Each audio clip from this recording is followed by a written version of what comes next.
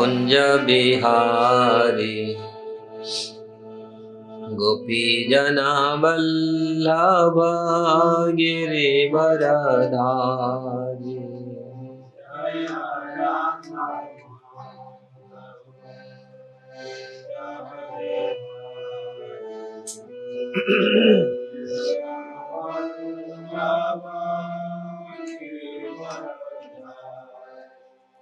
जय राधा माधव कुंज बिहारी गोपी जना वल्लभ गिरिवरधारी।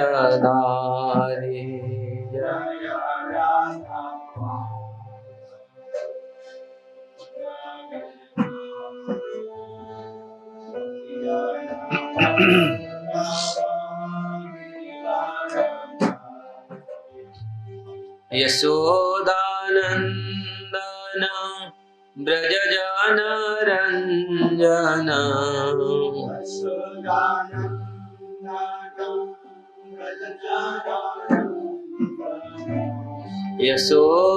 यशोदानंदन ब्रज जन रंजन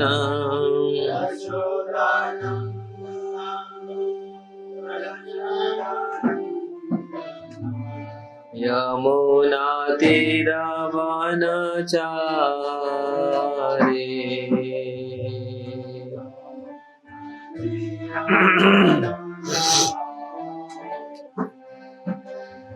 यमुना तीरवनचारी।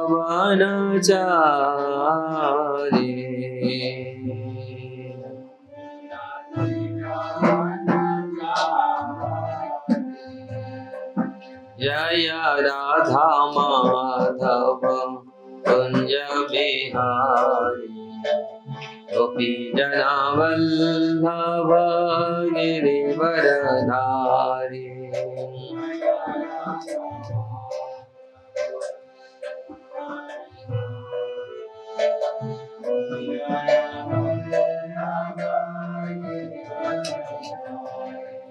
जय राधा माधव कुंज बिहारी गोपी जना वल्लभ गिरिवरधारी।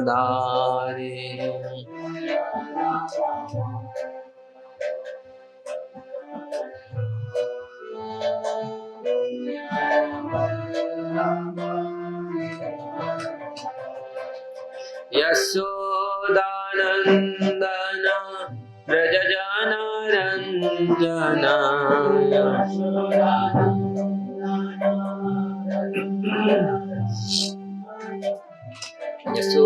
यशोदानंदन ब्रज जन रंजन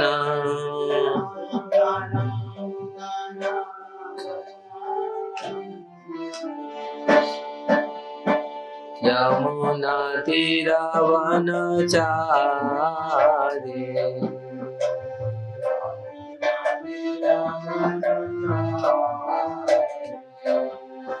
यमुना तीरवनचारी।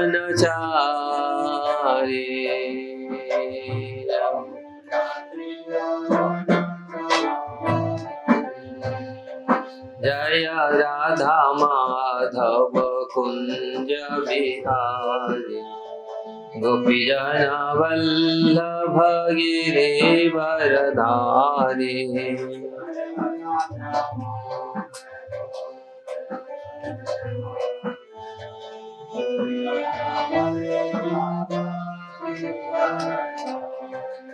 हरे Krishna Krishna Krishna Hare Hare Hare Ram Ram Ram Hare Hare.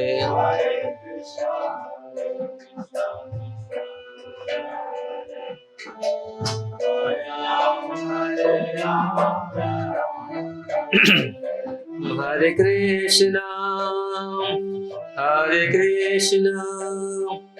Krishna Krishna Hare Hare Hare Ram Ram Ram Hare Hare, Hare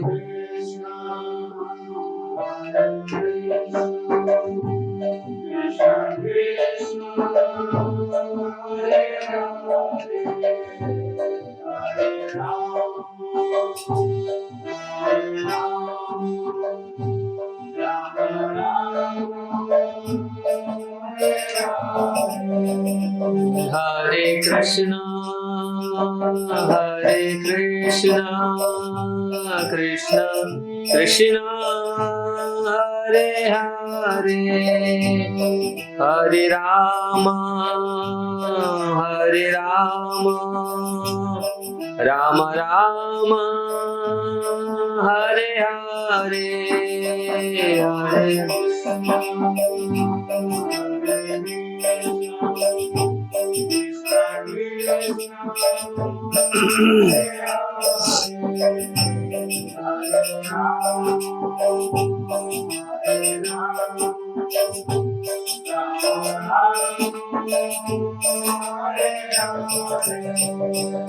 Jaya Radha Madhava Radha Madhava Radhe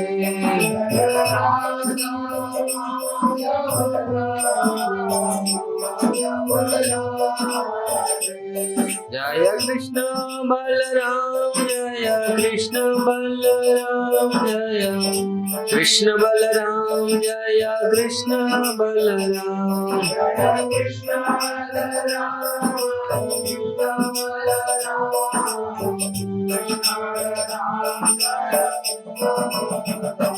Jaya Gauranita Jaya Gauranita Gauranita Jaya Gauranita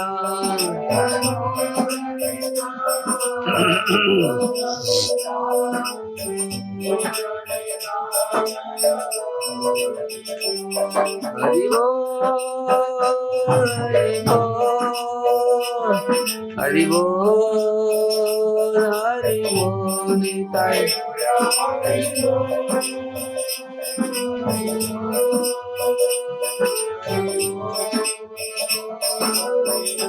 Jaya Jaya Prabhupada Prabhupada Prabhupada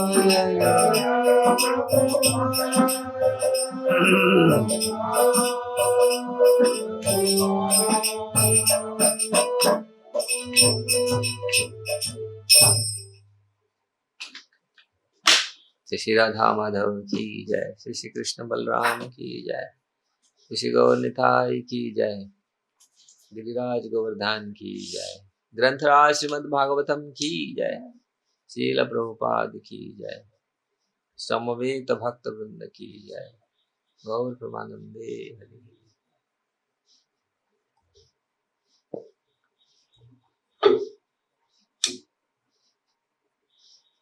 ओम नमो भगवते वासुदेवाय।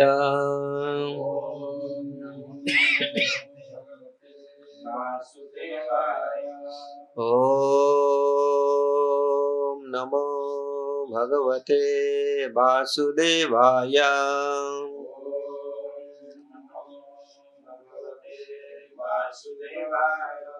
ओम नमो भगवते वासुदेवाय।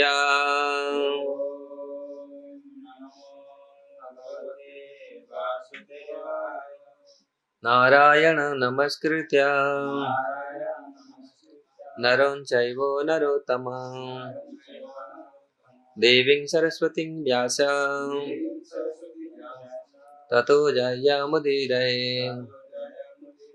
नष्टप्रायेषु अभद्रेषु नित्यं भागवत सेवया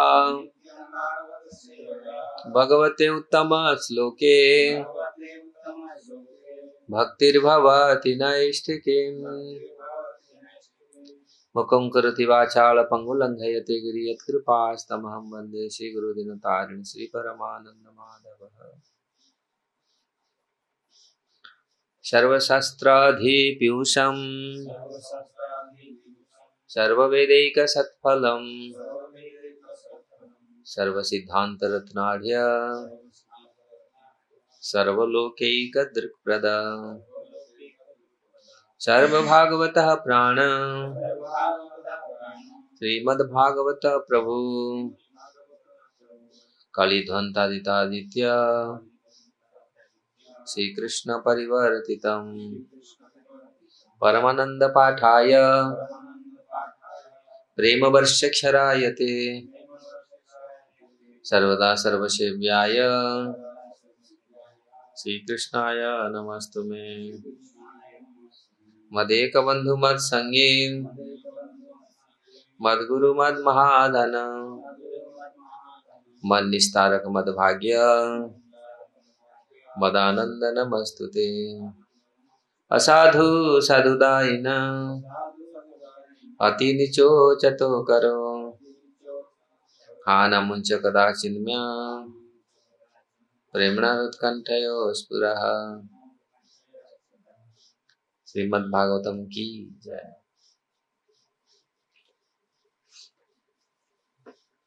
श्रीमद् भागवतम 10वां स्कंद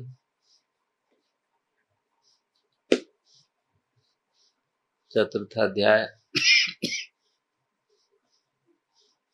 श्लोक संख्या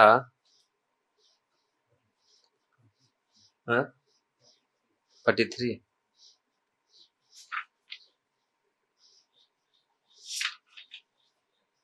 ऋषुक उवाच एवं दुर्मत्रिभिः कंसः सह समन्त्र्या दुर्मतिः ब्रह्महिंसां हितं मेने कालपाश आवृतः असुरः।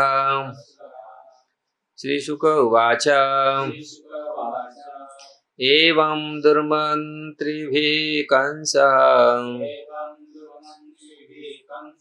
सह सम्यन्त्र दुर्मतिः ब्रह्महिंसा हितं मेने कालपाशावृतो असुरः।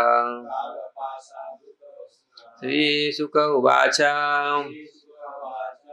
एवं दुर्मन्त्रिभिः कंसः सह सम्पन्त्रयं दुर्मतिः ब्रह्महिंसा हितं मेने कालपाशावृतो असुरः। श्रीशुक उवाच एवं दुर्मन्त्रिभिः कंसः सह समन्त्रय दुर्मतिः ब्रह्महिंसा हितं मेने कालपाशावृतो असुरः।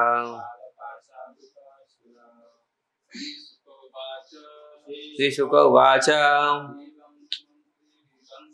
एवं दुर्मन्त्रिभिः कंसः सह सम्पन्न दुर्मतिः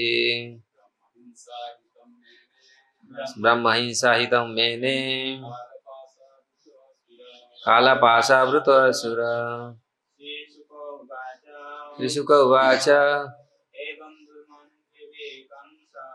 एवं दुर्मन्त्रिभिः कंसः सह समन्त्रय दुर्मतिः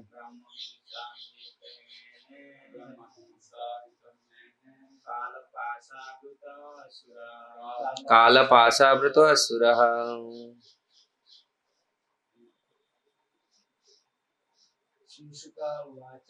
श्रीशुक उवाच एवं दुर्मन्त्रिभिः कंसः सह सम्मन्त्र्य दुर्मतिः ब्रह्महिंसा हितं मेने कालपाशावृतो असुरः। ऋषुक उवाच ऋषुकदेव गोस्वामी ने कहा एवं इस प्रकार दुर्मंत्रिभिः अपने बुरे मंत्रियों के।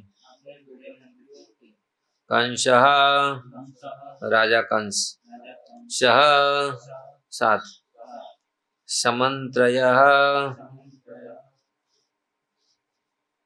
विस्तार से विचार विमर्श करके, दुर्मति बुद्धिहीन, ब्रह्महीनसाम ब्राह्मणों के उत्पीड़न को, हितम सर्वोत्कृष्ट उपाय के रूप में मैंने मान लिया। कालपाशावृतः यमराज के विधि विधानों से बंधा हुआ। असुर असुर होने के कारण। श्लोक का अनुवाद तात्पर्य श्रील प्रभुपाद के द्वारा। श्रील प्रभुपाद की जय। सुखदेव गोस्वामी ने आगे कहा, इस प्रकार अपनी बुरे मंत्रियों की सलाह पर विचार करके यमराज के नियम से बंधा हुआ होने तथा असुर होने से बुद्धिहीन उस कंस ने सौभाग्य प्राप्त करने के उद्देश्य से साधु पुरुषों तथा ब्राह्मणों को सताने का निश्चय किया। तात्पर्य श्री लोचनदास ठाकुर का गीत है, आपन करम भुंजाए समन कहे लोचन दास। ईश्वर विहीन अभक्त गण ऋषियों तथा शास्त्रों से सदुपदेश ग्रहण न करके मनमाने ढंग से कार्य करते हैं, किंतु वास्तव में किसी भी अपनी कोई योजना नहीं होती, क्योंकि सभी प्रकृति के नियम से बंधे होने के कारण बद्ध जीवन की अपनी प्रवृत्ति के अनुसार कर्म करेंगे। अतः मनुष्य को अपना निर्णय बदल कर कृष्ण तथा कृष्ण भक्तों के निर्णय का पालन करना होगा, तभी वह यमराज के दंड से बच सकता है। कंस अनपढ़ न था। वसुदेव तथा देवकी के साथ उसकी बातों से ऐसा लगता है कि वह प्रकृति के नियम के बारे में सब जानता था, किंतु अपनी बुरी मंत्रियों की संगति के कारण वह अपने कल्याण के विषय में कोई स्पष्ट निर्णय नहीं ले सका। इसलिए चैतन्य चरितामृत मध्य लीला के 22वें अध्याय 54 श्लोक में कहा गया है, साधु संग सर्व शास्त्र कय, लवमात्र साधु संग सर्व सिद्धि है। यदि कोई अपना असली कल्याण चाहता है तो उसे चाहिए कि वह साधु पुरुषों तथा भक्तों की संगति करे और इस तरह अपने जीवन की भौतिक दशा को सुधारे। ओम ज्ञानम तिमिरम धस्य ज्ञानम जनम शलाकया चक्षुर्मलितं येनं तस्मै श्री गुरवे नमः। श्री चैतन्य मनोभीष्टं स्थापितं येन भूतले स्वयं रूप कदा मह्यं ददाति स्वपदान्तिकम्। वन्देऽहं श्रीगुरु श्रीयुक्तपदकमलं श्रीगुरु वैष्णवांश्च श्रीरूपं साग्रजातं सगण रघुनाथनीतं त्वं सजीवं साद्वैतं सावधूतं परिजनसहितं कृष्णचैतन्यदेवं श्रीराधाकृष्णपादसगण ललिता श्रीविशाखान्वितांश्च। हे कृष्ण करुणा सिंधु दीनबंधु जगतपते गोपेश गोपिका कांत राधा कांत नमस्तुते। तप्त कांचन गौरांगी राधे वृंदावनेश्वरी वृषभानुसुते देवी प्रणमामि हरिप्रिये। वाञ्छाकल्पतरुभ्यश्च कृपा सिन्धुभ्येव च पतितानां पावनेभ्यो वैष्णवेभ्यो नमो नमो विष्णुपादाय कृष्णप्रेष्ठाय भूतले श्रीमते भक्तिवेदांत स्वामीति नामिने। नमस्ते सरस्वती देवे गौरवाणी प्रचारिणे निर्विशेष शून्यवादी पाश्चात्य देशतारिणे।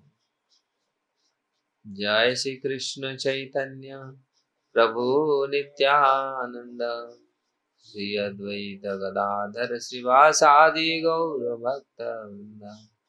हरे कृष्णा कृष्णा कृष्णा हरे हरे, हरे राम राम राम हरे हरे।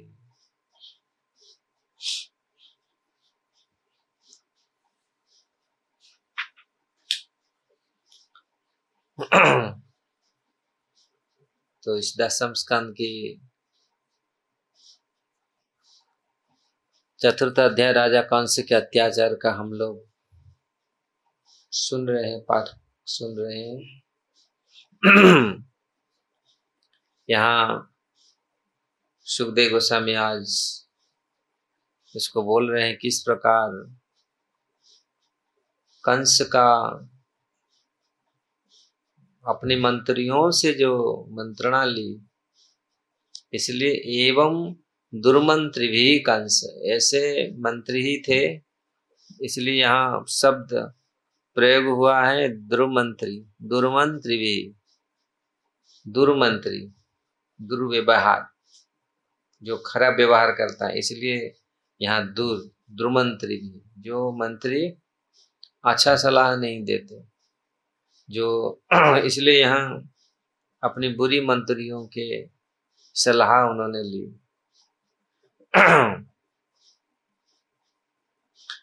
कंस सह समंत्रय दुर्मति, उन्होंने लंबी विचार विमर्श किया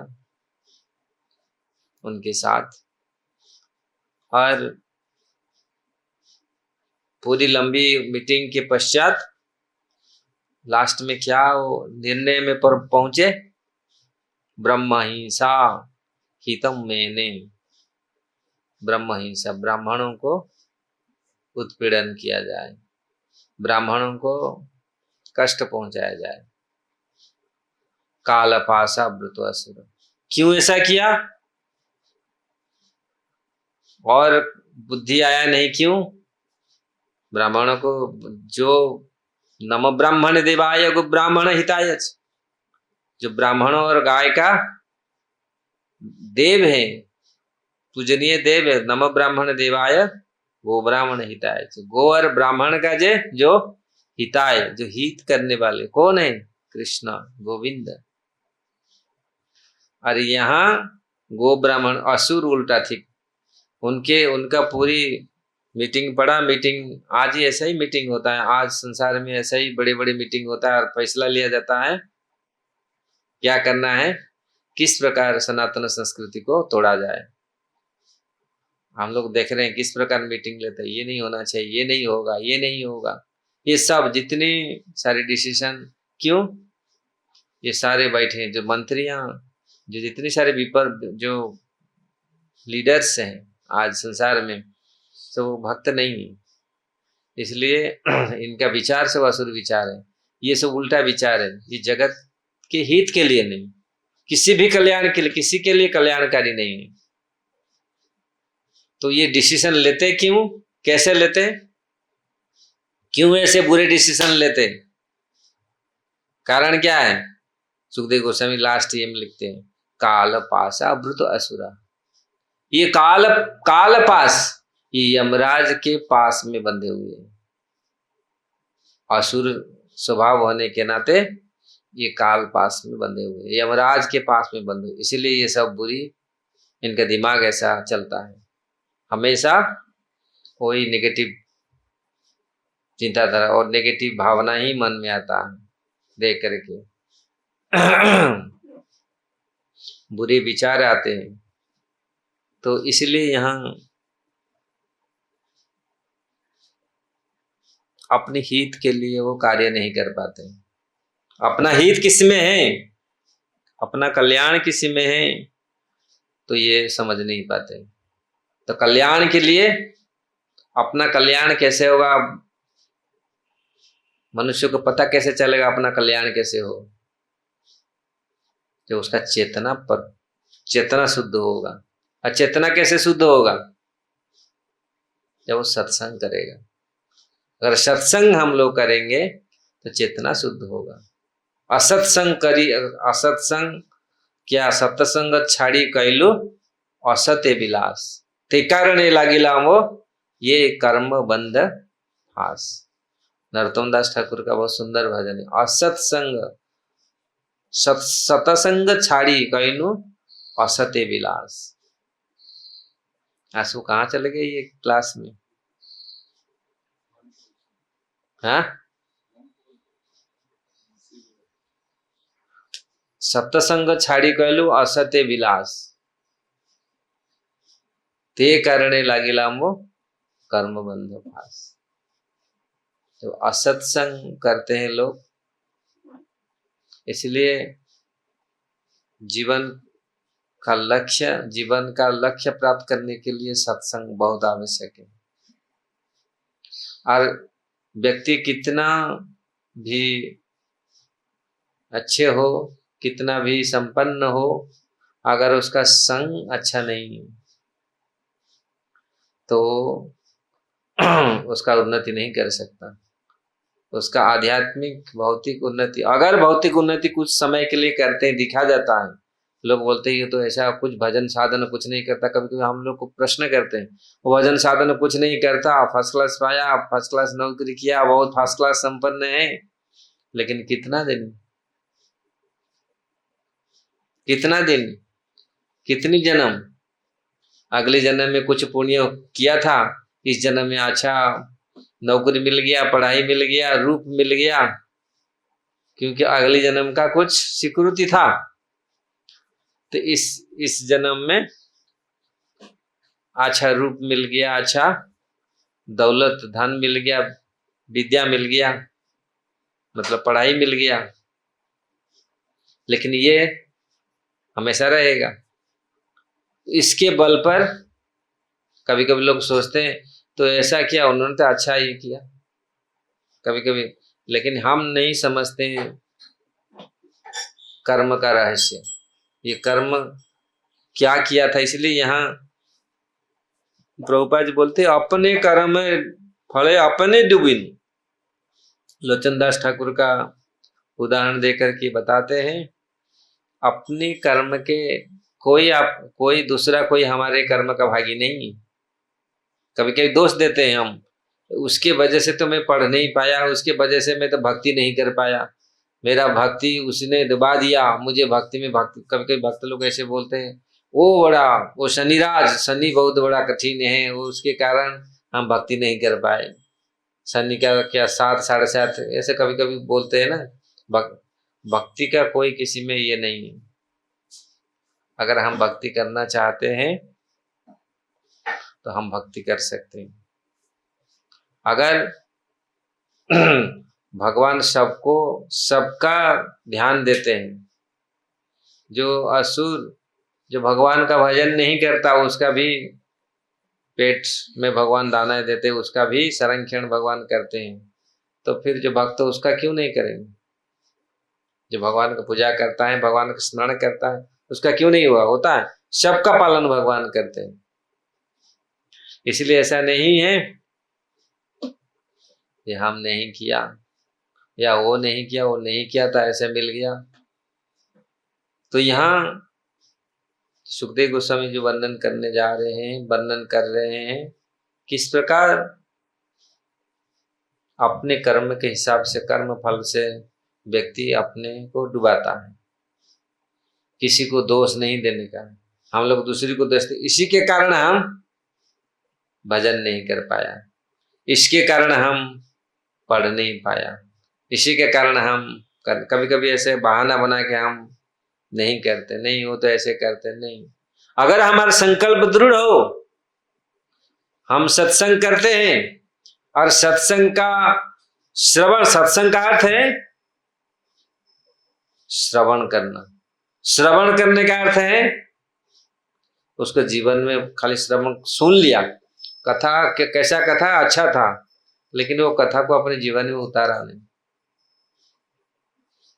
श्रवण का अर्थ है उसका मनन भी करना है, चिंतन भी करना है, क्या श्रवण आज किया उसका चिंतन करना, अपने वो चिंतन उसको फिर अपने जीवन में उसको उतारना है। ये भक्ति सिद्धांत सरस्वती ठाकुर कहा करते श्रवण का अर्थ है श्रवण करके उसको चिंतन करना, चिंतन करके अपने जीवन में उसको उतारना, तब जाके फल मिलता है। सुन लिया, निकाल दिया उसका।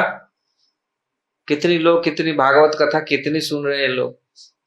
एक बिजनेस वाले थे, मैं इसको बोला बहुत जगह, बहुत समय इसको बोलता। एक व्यापारी थे, तो प्रतिदिन पंडित को बुला करके भागवत सुनते थे।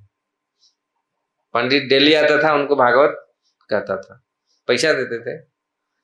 तो एक दिन उनका बहुत बड़ा दुकान था, तो बेटा एक दिन वो कहाँ चले गए, तो बेटा, तो पंडित आया, बोला तुम्हारा पिताजी ना, पिताजी तो गए, कहाँ, एक दो दिन में आएंगे। तो अरे हम तो सुनाता था भागवत ना, मुझे सुना लीजिए। पिताजी को सुनाते थे, मैं तो, मेरे को कम से कम मिल जाएगा भागवत सुनना, भगवान ने कथा तो सुना है, कथा सुना है। तो उस दिन उन्होंने गाय का ऊपर कुछ प्रवचन किया। गाय कैसे, गाय को खिलाने से कितना पुण्य होता है। गाय का धूल, गाय का चरण का धूल लेने से कितना पुण्य होता है। गाय का प्रदक्षिण करने से कितना पुण्य होता है। गाय का हाथ, गाय को टच करने से, देखो ये संसार में ऐसा है, भगवत विग्रह का सेवा, भगवान का नाम का सेवा, ये जगत में ये अदृश्य शक्ति है। भगवान का नाम, भगवान का रूप, भगवान का गुण, भगवान का सेवा, भगवत सेवा, सब लोग, आप लोग आज मतलब ये गर्मी में सब लोग सो रहे हैं, 4-5 तो आए ही नहीं। दिन कृष्ण प्रभु कहाँ गए? आए कृष्ण। तो भगवत सेवा, ये सारे शक्तिशाली हम लोग देखते हैं इसी जगत में। ऐसा ऐसा है, अगर हम अपना जीवन को हम सही ढंग से उपयोग करें तो हम इस पूरा आनंद में, सुख में हम रह सकते हैं इस जगत में। बोलते बोलते आगे, तो इस जगत में ऐसा वस्तु है कि मैं क्या बोल रहा था, वो गाय, गाय का उन्होंने गाय का कथा कही। तो आज भी यहाँ प्रभुपाद जी गाय का गो ब्राह्मण हिताय, जो गाय और ब्राह्मण का हित करने वाले भगवान। अभी यहाँ कौन से क्या कर रहा है, उसको बोले उनको खत्म करो, उनको सताओ। तो यहाँ वो सुनाने के लिए गाय का कथा सुनाए। इस जगत में ऐसा ऐसा वस्तु है जो अलौकिक शक्ति है। अगर हम उसका, गाय को स्पर्श करें, गाय का परिक्रमा करें, गाय का सेवा करें, गो और ब्राह्मण और गोविंद, अगर हम सेवा करते हैं अनेक फल मिलता है। ये दिखा गया है। अगर हम, तो इसीलिए वो पंडित आकर के उनको सुनाया कथा। तो व्यापारी थे, तो उनको देखो, गाय को थोड़ा सा खिलाना, गाय को सेवा करना, बहुत अनंत पुण्य का भागी हम बनते। तो ऐसे सुना के चले गए। तो बेटा जो था बैठा था दुकान में, दुकान के एक गाय आया, वो दुकान के सामने रखा हुआ ना सब सामान, दाल है, चने हैं ना, तो गाय आके खाने लगा। तो बोला भाई अहो भाग्य मेरा, गाय को देने के लिए मैं नहीं गया। लोग ढूंढते गाय के लिए पहला रोटी दे मिलता। आजकल तो गाय घर में नहीं है, गाय का पालन नहीं करते, कुत्ता का पालन करते हैं। कुत्ता को पहले रोटी देते हैं, गाय का पालन नहीं है। हाँ कुत्ता को खिलाए, ऐसे नहीं कुत्ता को हम नहीं खिलाए, कुत्ता को, लेकिन गाय का सेवा करना कितनी भाग्य है। भगवान स्वयं सेवा करके दिखाए। तो इसीलिए गाय जब खाने लगे तो उन्होंने बोला बहुत, इतना भाग्य, गाय स्वयं आकर गौ माता खा रही है, मेरा हो भाग्य, खाने दो। उसका पिताजी उस समय आए, अरे भाई रे वह देख लिया, कितनी सालों से भागवत सुन रहे हैं, समझ रहे हैं ना। भागवत कैसे, थोड़ा सा सत्संग भी, थोड़ा सा सत्संग में जीव का पूरा सौभाग्य पलट सकता है। अनंत काल तक श्रवण कीर्तन करने से भी नहीं होता है। क्यों? वो रुचि आसक्ति जागृत नहीं होता। क्यों? अपराध करते हैं। इसलिए अनंत काल तक करने, बहु जन्म करे यदि श्रवण कीर्तन, तबु तो न पाए कृष्ण पदे प्रेम धन। अनंत बहु जन्म करने पर भी श्रवण कीर्तन भगवान के चरण में प्रेम भक्ति जागृत नहीं था। क्यों? अपराध के कारण। इसलिए यहाँ वो व्यापारी जो आए वहीं से गाली देना शुरू कर दिए वो पंडित को। पंडित पंडित बदमाश, कुछ ना कुछ जानता है ये पंडित, आके पढ़ाया होगा कथा क्या होगा और ये सुना होगा इसी से बेटा तो मेरा ऐसा नहीं था, और वहीं से अपना वो समझ लिया। कितनी चालाक देखो, वो पंडित को गाली देना, वही पंडित को गाली दे दे के आ रहा है। तुरंत तो गाय को भगाया और उसका बेटा को भी गाली दे। अरे पिताजी, उसको बेटा बोल रहे हैं, पिताजी कितना भाग्य, अहो भाग्य हम लोगों का, गौ माता को हम बुलाए नहीं, गौ माता स्वयं आकर के खा रहा है। कल तो हम लोग पंडित मुझे बताया, गौ माता का महात्मा बताया, गौ माता को भोजन देने से, गौ माता का सेवा करने से कितनी फल मिलता है। अरे वो सब सुनने का है, सुन के इधर से इधर निकल देने का है ना पिताजी, ऐसे ही सुन के निकल देने का, क्योंकि सरल था, अपराधी नहीं था। तो हम लोग सुनते हैं लेकिन उसको अपने जीवन में उतारते नहीं। जब तक हम जीवन में उतारेंगे नहीं, अरे वो तो कितनी बार हम लोग सुना, कोई इसको सीरियसली हम लोग नहीं लेते। हाँ भजन तो कर रहे हैं, अरे तो इसको सीरियसली कैसे सीरियसली लें? तीव्रेणम भक्ति योगेनम जयंती पुरुषा। अगर तीव्र भक्ति योग में हम करेंगे भगवान का भजन, तीव्रता कैसे आएगी? यहाँ सुखदेव गोस्वामी बोल रहे हैं, हम लोग देख रहे हैं किस प्रकार ऐसे इस जगत में ऐसे ऐसे एलिमेंट्स, ऐसे ऐसे वस्तुएं हैं, तो उनके साथ सत्संग एक बहुत बड़ा पावरफुल संग है।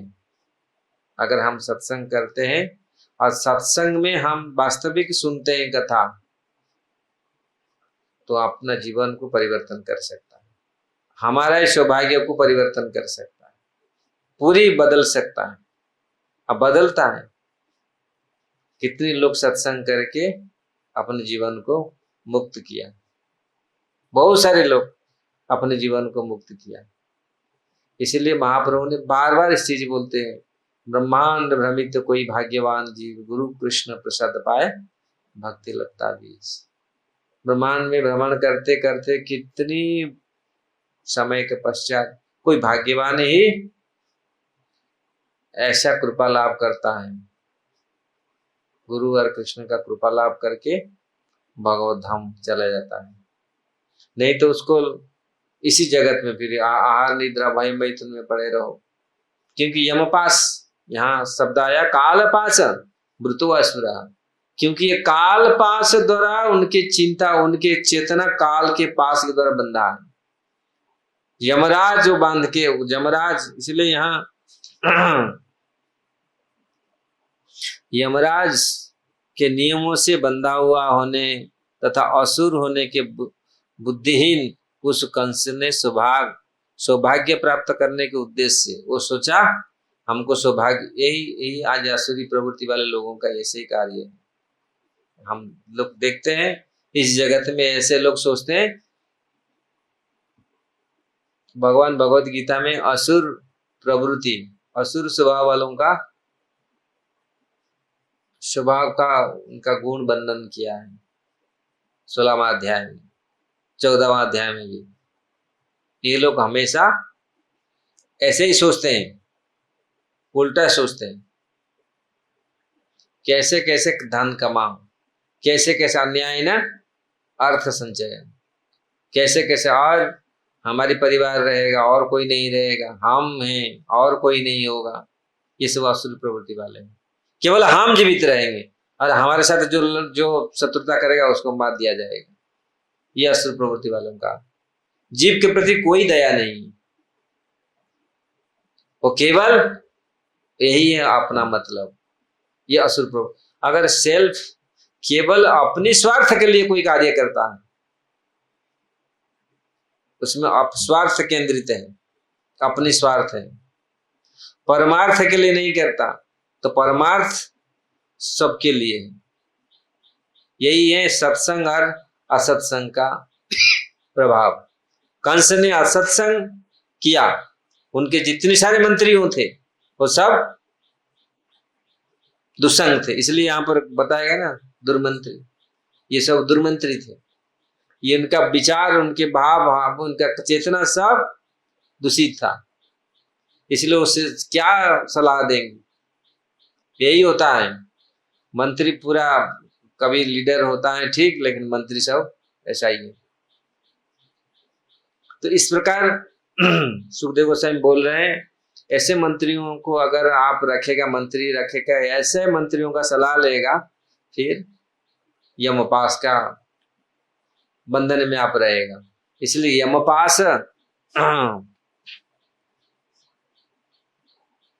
कालपासा वृत्वासुर, इसलिए कालपास यमराज के पासों के द्वारा ये सोचता था हम सौभाग्य प्राप्त कर पाएंगे, इसलिए सौभाग्य हमारा बदलेगा, हमको कोई नहीं मार पाएगा, उल्टा पूरा। इसलिए जो लोग बोलते हैं ना मरण काले, मरने के समय विपरीत बुद्धि, मृत्यु के समय विपरीत बुद्धि होता है, दिखा गया। जब वो उल्टा करते हैं तो यहाँ कंस ने ब्राह्मण और गाय को पूजना चाहिए और ब्राह्मण और गाय को सताने के लिए दे दिया। वो लोग सब बोले ब्राह्मण और गाय को सताओ, वो विष्णु कमजोर हो जाएगा, मर जाएगा इससे। जबकि नम ब्राह्मण देवाय गो ब्राह्मण हिताय, जो गो और ब्राह्मण का हित करने वाले स्वयं भगवान गो और ब्राह्मण का पालन करते हैं, स्वयं पालन करने के, स्वयं गाय चराने के लिए जाते हैं, स्वयं सुरभिरभिपालयन्तम। गोलक वृंदावन में भगवान का कार्य, भगवान का और कोई कार्य नहीं है। बहुत इसी जगत में जब आते हैं भगवान ऐसे का, कभी कभी लोग सोचते गाय का पालन करना ये बहुत बेकार काम ना, आजकल फैक्ट्री खोलना क्या क्या सब करते हैं, पूरी गो पालन बंद कर दिए, गाय का पालन सेवा बंद कर दिए, शुद्ध दूध दही घी बंद हो गया। अभी बुद्धि क्या होगा? अभी तो सब खा रहे हैं, क्या खा रहे हैं? मिलावट, मिलावट दूध, मिलावट दही, उसी में बुद्धि कहाँ होगा, शक्ति कहाँ, एनर्जी कहाँ आएगा? ये सब दूषित कैसे हो रहा है पूरी, और सारी चीज उन्होंने आज संसार में पूरी सबका पूरी सब उन्नति करने लगे, सबका उन्नति हुआ, लेकिन गाय का,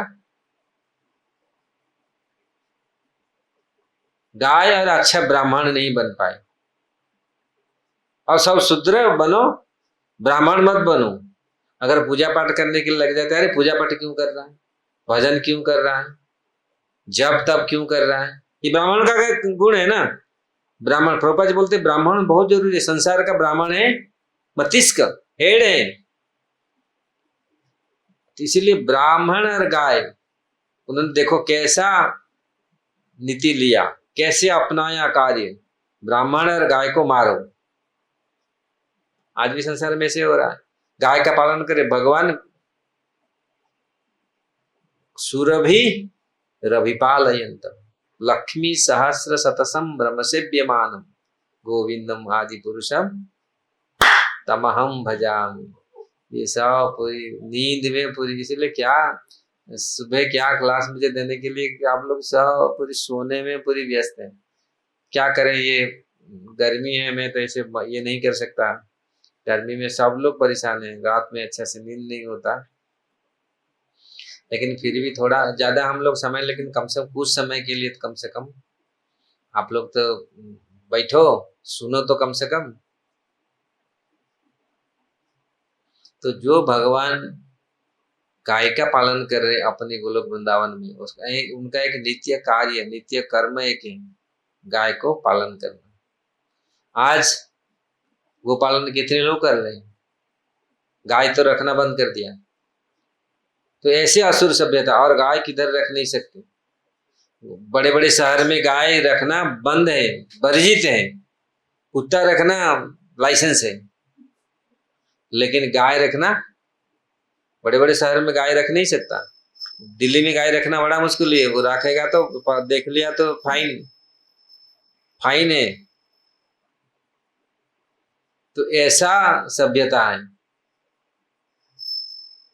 तो इस प्रकार कंस महाराज ने अपने अनुचर से सलाह लिया और गो ब्राह्मणों को सताने का कार्य किया। आज भी चल रहा है। गाय का तो स्थिति ठीक नहीं है, गाय का आज कुछ स्थिति ठीक नहीं है। अगर वर्णन किया जाए, देखा जाए, गाय का स्थिति बहुत खराब है। जो गाय, जो देश में गाय का ऐसे स्थिति है, ब्राह्मणों का भी ऐसे स्थिति है। आजकल तो ऐसे ब्राह्मण, शुद्ध ब्राह्मण बनने के लिए दिया नहीं जा रहा। शुरू से पढ़ाई हो रहा है ब्राह्मण बनने के लिए नहीं। आप आज संसार में केवल शूद्र और व्यापारी बनो, ज्यादातर व्यापारी है ना, व्यापारी और शूद्र जगत में। और क्षेत्रीय और ब्राह्मण तो ना की बराबर रह गए, क्षेत्रीय और ब्राह्मण ना की बराबर रह गए।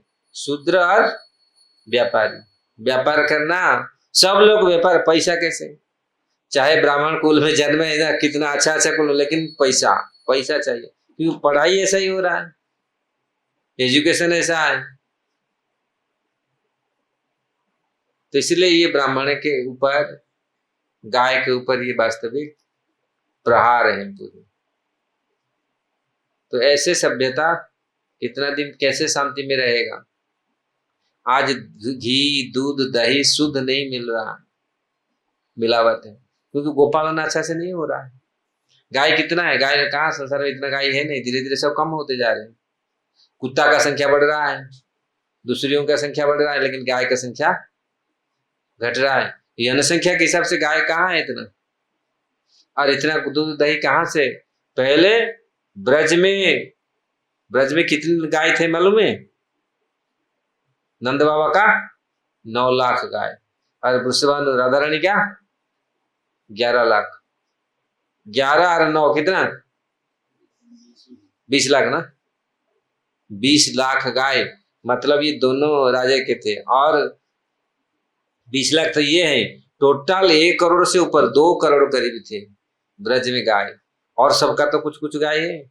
बड़े बड़े जो थे लोग, उनका भी तो गाय। ये तो दोनों बड़े राजा थे ना, वृषभानु राजा और नंद महाराज, इनका तो इतने गाय थे। और दूसरियों का भी थे। इसलिए पूरा ब्रज गाय जब ऐसे दूध देते थे, ब्रज पूरी सिक्त रहता था दूध में। दूध दही, होली खेलते थे दूध दही में। अभी होली खेल रहे हैं कलर में, और गंदा पानी नाली के पानी में, या धुलंडी होता है नाली के पानी छिड़क रहे हैं, पूरी फेंक रहे हैं। उस समय दूध दही में होली खेलते थे, और कितनी शुद्ध। इसलिए भगवान का एक ही नाम है गोपाल, भगवान का प्यारा नाम है गोपाल, भगवान का हरि का प्यारा नाम। लेकिन आज कोई गोपाल बोलता है, हम गाय का पालन करने वाले। कभी कभी मैं एक बोला एक गोपाल है, नहीं गोपाल नाम नहीं रखें, गोपाल नाम घर गोपाल नहीं रखेंगे। तो इसलिए देखो क्या हमारा दुर्मति हम लोग को ऐसे। इसलिए यहाँ प्रभुपाद जी बोल रहे हैं, अगर ऐसे संगति हम करेंगे, क्योंकि शुरू से बचपन से ही पढ़ाई ऐसा हो रहा, सत्संग नहीं है, हम मालूम नहीं है इतना गुण कहाँ है, गाय में कितना गुण है, गाय को पालन करने में कितना गुण है, सत्संग में कितना सीखना चाहिए, सत्संग करना चाहिए, बचपन से सत्संग में जाना चाहिए। अभी तो क्लब में फिल्म देखने में कितनी मजे से लोग देखते हैं। फिल्म में नींद नहीं आएगा, फिल्म देखते समय नींद आता है। हाँ, कोई जैसे मेरे जैसे लोग सो जाता है, मुझे एक लेके गया था मेरे एक दोस्त दिखाने के लिए, ठंड में तो कभी जिंदगी में देखा नहीं था फिल्म, और हॉल में गया, एसी था, वो आराम से मेरे को हिला रहा है, देख मैं सो रहा हूँ आराम से सो रहा हूँ। और जो लास्ट में लोग हल्ला करके उठे, जो खत्म हुआ, मैं उठ गया, मैं तो सो गया। अरे भाई इतना अच्छा नींद आया पूरी। तो कभी कभी लोग, लेकिन फिल्म में जाते हैं लोग क्या देखते हैं, अब देखो क्या सीखते हैं, उसको पूरा सही ढंग से पूरा सत सत, जबकि पूरा काल्पनिक है सब, है ना, सब कुछ काल्पनिक है। वो पूरा बना दिया पूरी स्टोरी अपना, और उसी में लोग रोते हैं, हंसते हैं, रोते हैं, वो पूरा रुलाता है, हंसाता है। मकड़े क्या एंटरटेनमेंट,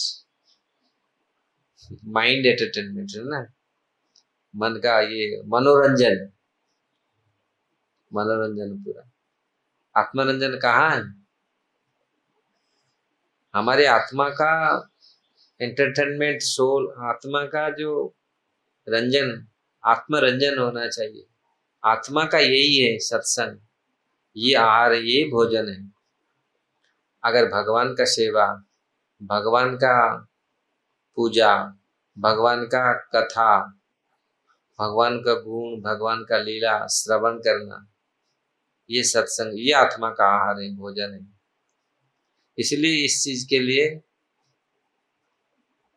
असुर लोग कभी प्रयत्न नहीं करेंगे, और वो इस चीज को अपना सौभाग्य नहीं मानेंगे। वो सौभाग्य मानेंगे ब्राह्मण को सताओ, गाय को मारो, सत्संग करने मत दो, पूजा पाठ बंद करो, मंदिर में टैक्स लगाओ, है ना, मंदिर में भयंकर टैक्स लगाओ, ऐसा करते हैं।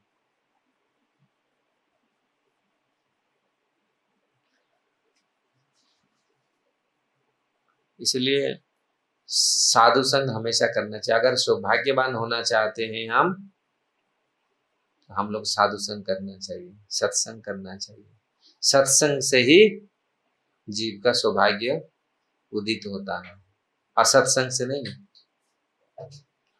अगर ऐसा ही सत्संग भाग्यवश अचानक कोई करता है, तो उसका उसका सद्भाग्य उदित होता है, तो फिर वो अपना कल्याण समझता है। नहीं, इस जगत से कैसे, देखो हजार लोग, करोड़ करोड़ लोग हैं, कितने लोग भगवान का भजन करने की इच्छा करते हैं, क्यों? और सब आहार निद्रा भय मैथुन में लगे हुए हैं। जिस प्रकार पशु प्रवृत्ति में चल रहे हैं, वही सोचते यही है पशु, जैसे पशु का और कोई है, उसका लक्ष्य वही आहार निद्रा भय, खा लेता है दबा के, जितना तो हवा से खा देता है, और फिर खा के सो जाएगा। भय करता है कैसे, कोई कोई आग मारने खिलाएगा, उसका भय है। और मैथुन, ये चार चीजें पशु है। लेकिन मनुष्य सौभाग्य चाहता है तो सत्संग करना, सत्संग ऐसे अनेक जन्मों के पश्चात अगर भाग्य उदित होता है, तो मन उसका करता है चलो सत्संग कर बैठो, क्या होता है। ऐसे कुछ अचानक साधु का दर्शन हो जाता है, अचानक साधुओं का ऐसा, इसलिए साधु का कर्तव्य है, कितनी बड़ी कार्य है, कितनी बड़ी सेवाएं साधुओं का, शुद्ध रहना, अशुद्ध विचार में रहना, अशुद्ध विचार दूसरियों को देना, सत्संग देना, ये सबसे बड़ा कल्याणकारी कार्य है। क्योंकि लोग तो आहार निद्रा भय मैथुन में पड़े हुए हैं, पशु प्रवृत्ति में पड़े हुए हैं, और जब तक पशु प्रवृत्ति रहेगा कल्याण नहीं होगा, अपना कल्याण कर नहीं पाएंगे हम। इसलिए आवश्यक है हम लोग शुद्ध, इसलिए अपन ही आचरी धर्म अपर शिक्षा, महाप्रभु बोलते स्वयं पहले शुद्ध हो, आचरण करो, शुद्ध बनो, फिर दूसरी को शिक्षा दो, दूसरी का कल्याण करो, परोपकार करो। पहले स्वयं पालन करो, फिर दूसरे का हित करो। कितनी बड़ी कार्य है, बहुत बड़ा परहितकारी कार्य है।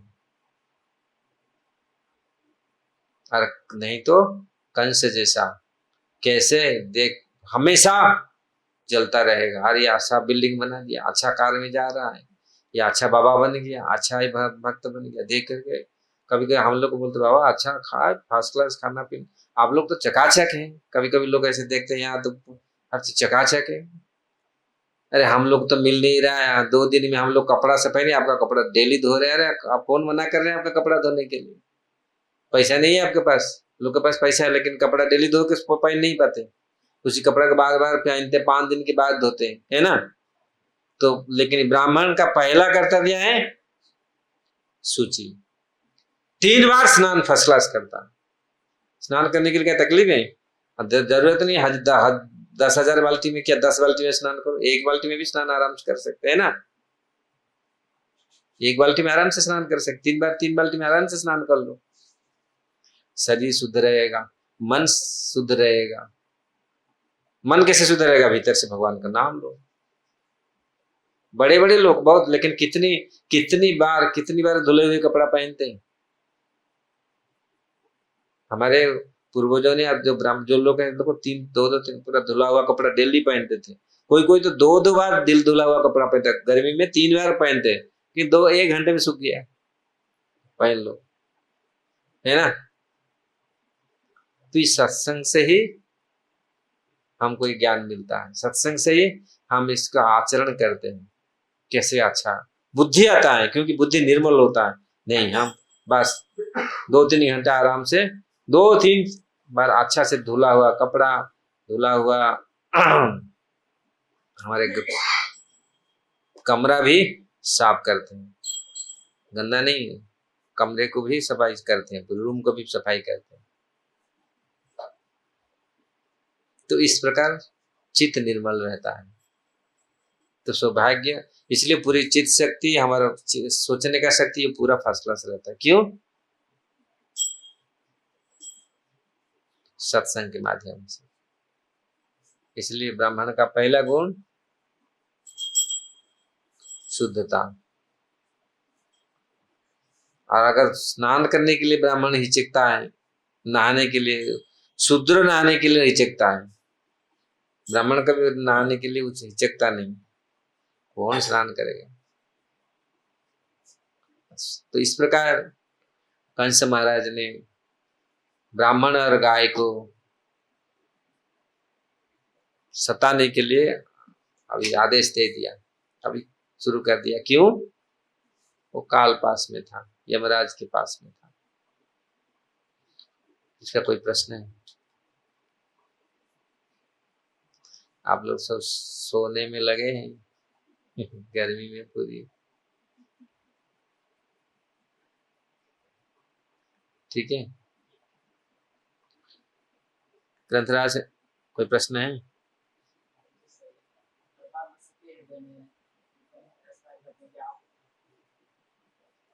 परमात्मा सबके हृदय में है।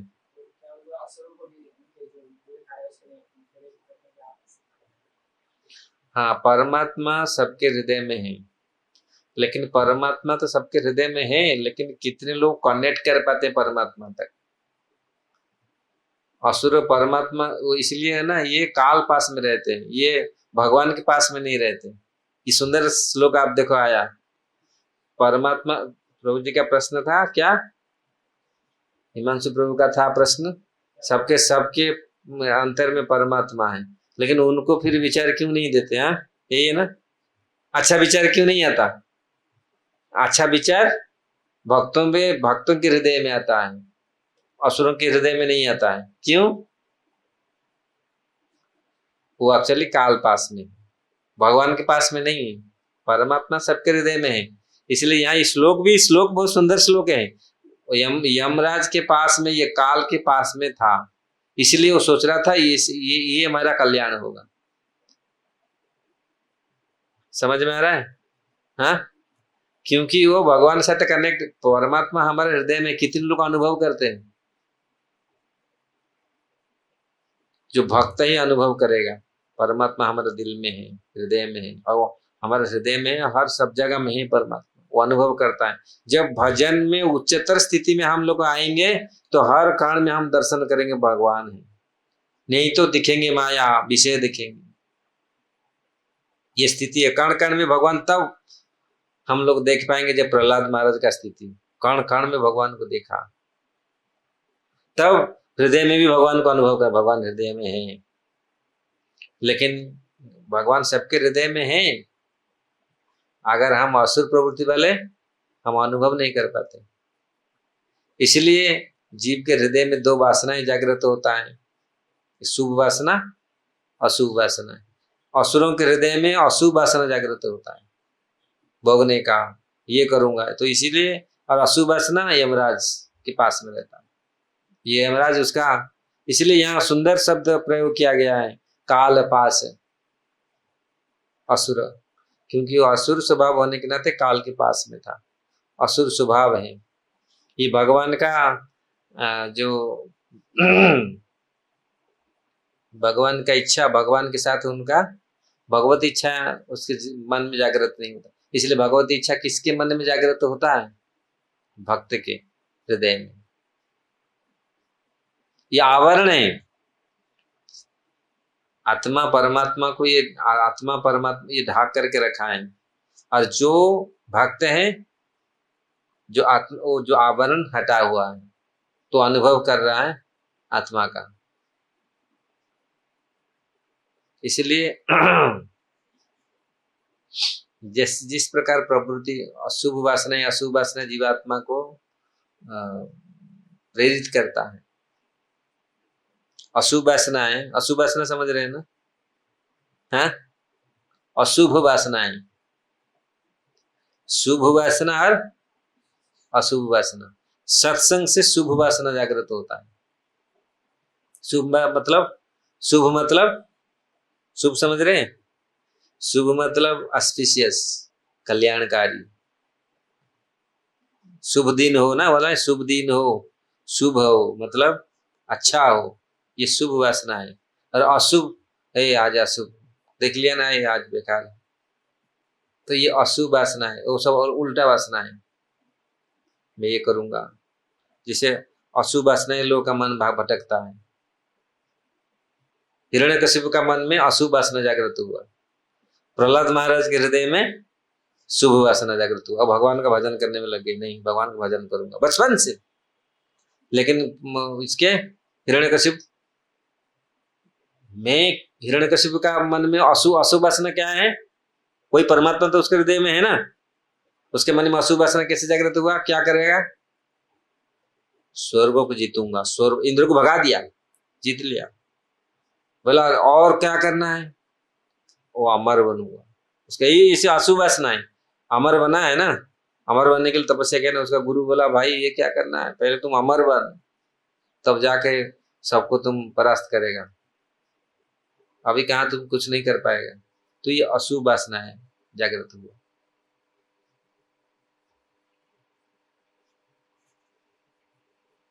तो जीव के हृदय में परमात्मा तो सब कुछ है, परमात्मा तो सब कुछ देते हैं, सब कुछ ये करते हैं, लेकिन जीवात्मा अपने कर्म फल के हिसाब से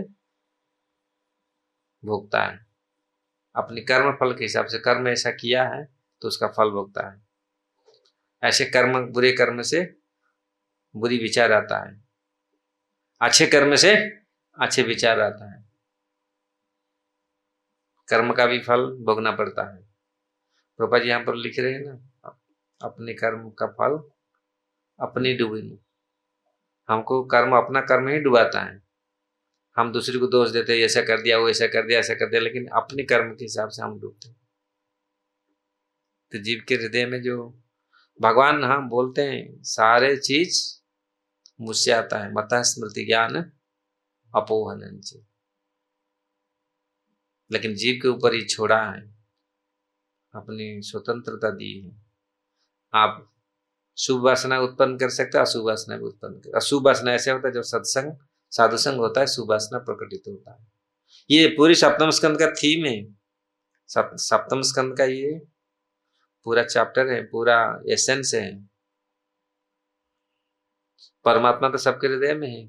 वही प्रश्न परीक्षित महाराज बोलते हैं, भगवान क्यों, परमात्मा है, भगवान तो भगवान है, ऐसे क्यों करते, पार्शियलिटी क्यों करते हैं? असुरों को मारते हैं और देवताओं को सहायता करते हैं। लेकिन वास्तविक भगवान असुरों का भी कल्याण करते हैं, क्योंकि असुर उसका वासनाएं खराब है। समझा? तो परमात्मा जिनके हृदय में है, लेकिन जो परमात्मा का अनुभव नहीं कर पाता, परमात्मा अनुभव कौन कर नहीं सकता? जो भक्त नहीं है, वो अनुभव नहीं करता। वो परमात्मा है, सब जगह भगवान है, अनुभव नहीं करता, माया से ढका हुआ है, माया ढक ढक लेता है। और जो भजन करते हैं वो देखते हैं परमात्मा उनके हृदय में सतत ये देते हैं, नहीं ऐसा करो। हरे कृष्ण। ग्रंथराज श्रीमद् भागवतम की जय। श्रील प्रभुपाद की जय।